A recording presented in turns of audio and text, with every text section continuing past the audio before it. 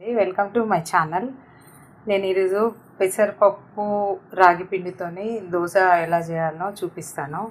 ఇన్స్టెంట్గా చేసుకోవచ్చు. కాకపోతే పప్పు ఒక 3 అవర్స్ ముందు నానబెట్టుకోవాలి. లేదు అంటే నైట్ నానబెట్టేసుకొని మార్నింగ్ రెడీ చేసుకొని చేసుకోవాలి. దానికి కావాల్సిన పదార్థాలు, తర్వాత చేసే విధానం అన్నీ నేను చూపిస్తాను.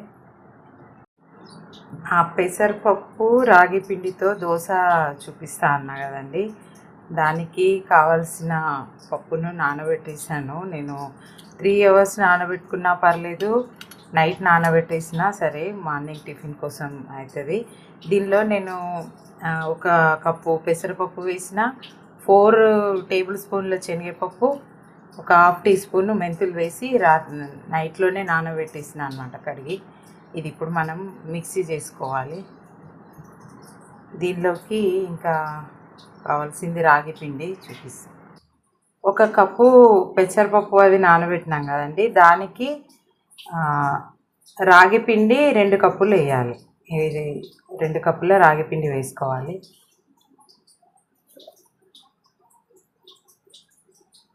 ఈ 2 కప్పుల రాగి పిండి వేసుకొని ఇందులో 2 కప్పుల వాటర్ పోసి ఇది తడిపేసుకోవాలి.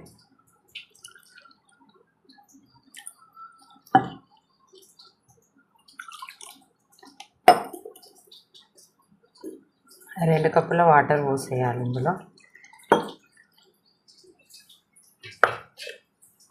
2 కప్పుల వాటర్ పోసి ఇదంతా కలిపేసుకోవాలండి. ఉండలు లేకుండా నీట్గా కలిపేసుకొని ఒక 10 to 15 మినిట్స్ పక్కన పెట్టేసి ఉంచాలి. దీన్ని ఇట్లా మొత్తం ఉండలు లేకుండా కలిపేసి దీన్ని ఒక 10 నిమిషాలు పక్కన పెట్టేద్దాము. 10-15 నిమిషాలు పక్కకు పెట్టేసుకోవాలి. ఈ పప్పు మిక్సీ పట్టుకుందామండి.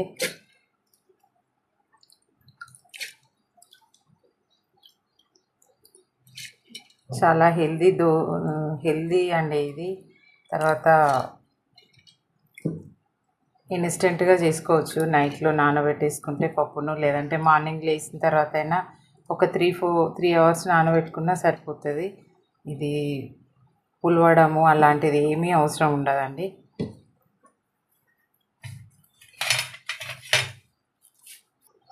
ఇందులోకి నేను ఒక 4 ఎండుమిర్చి వేస్తున్నా.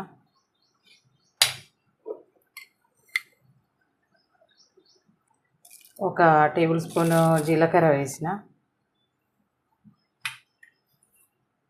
ఇది రుచికి సరిపడినంత సాల్ట్, కొన్ని వాటర్ వేసుకొని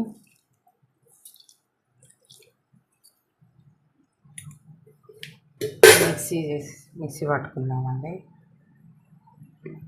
సరే అండి, ఇందులో కరివేపాకు వేయడం మర్చిపోయినా. కొంచెం కరివేపాకు కూడా మిక్సీ చేసుకునే ముందే వేసుకోవాలి. ఇందులో కొత్తిమీర కూడా వేసుకోవచ్చు, అది మీ ఇంట్రెస్ట్. కరివేపాకు అయితే వేసుకుంటే బాగుంటుంది.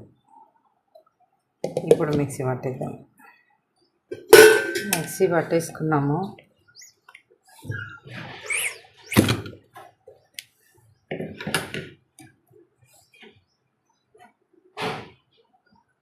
ఇలా మెత్తగా పట్టేసుకోవాలండి.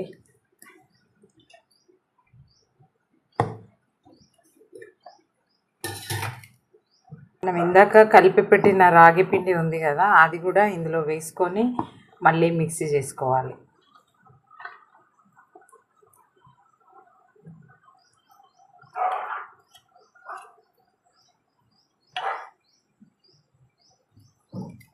దీన్ని ఇందులో వేసుకొని మిక్సీ చేసుకోవాలి.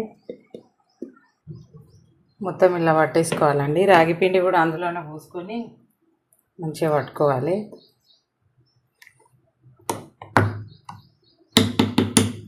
ఇదో గిన్నెలో వేసేసుకుందాం.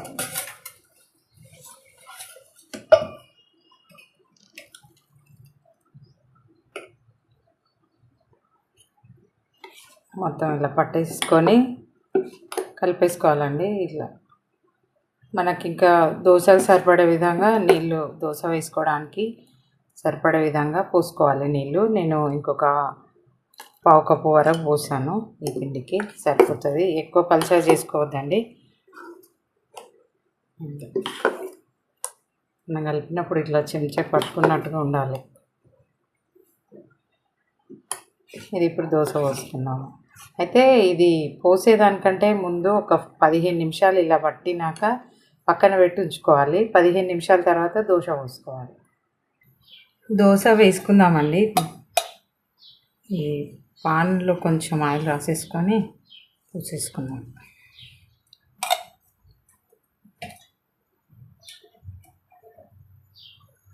పెన్నం కొంచెం ఇది మంచిగా వేడి కానివ్వాలి. దోశ వేసేస్తా.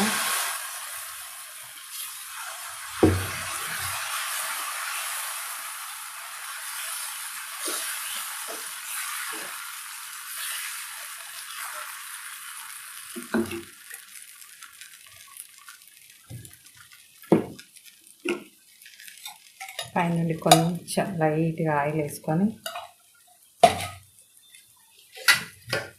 కాస్త మూత పెట్టేసుకోవాలి. దీనికి పైన మంచిగా ఉడుకుతుందండి మూత పెట్టుకుంటే.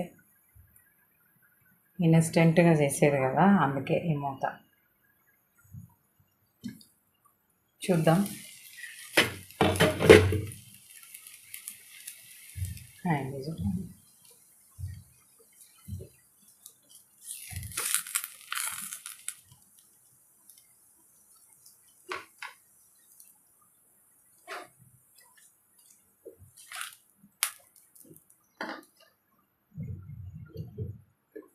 ఇలానే ఇంకొకటి కూడా వేసుకున్నాము.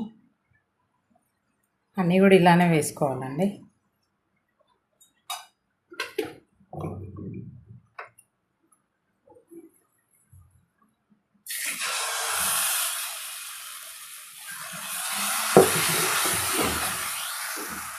అన్నీ కూడా ఇట్లానే వేసుకోవాలండి. ఇంతే అండి, పెసరపప్పు రాగి పిండితో దోశ. ఇంతే అండి, వేడి వేడి పెసరపప్పు రాగి పిండితో ఇన్స్టెంట్ దోశ రెడీ అయిపోయింది. ఇంతే. ఇదే ప్రాసెస్లో చేసుకుంటే చాలా మంచి టేస్ట్గా ఉంటుంది. రోజు రొటీన్గా తినే దోశ కాకుండా ఇలా డిఫరెంట్గా చేసుకొని తింటే హెల్త్కి మంచిది, టేస్ట్ కూడా బాగుంటుందండి. రాగి పిండి తినాలనుకుంటే ఇలా ఏదో ఒక పద్ధతిలో చేసుకొని, ఇలాంటి పద్ధతులలో చేసుకొని తింటే ఆరోగ్యానికి కూడా మంచిది కదండి. ఈ ప్రాసెస్ మీకు నేను చేసిన విధానం మీకు నచ్చినట్టయితే లైక్ చేయండి, షేర్ చేయండి, సబ్స్క్రైబ్ చేసుకోండి, కామెంట్ కూడా చేయండి.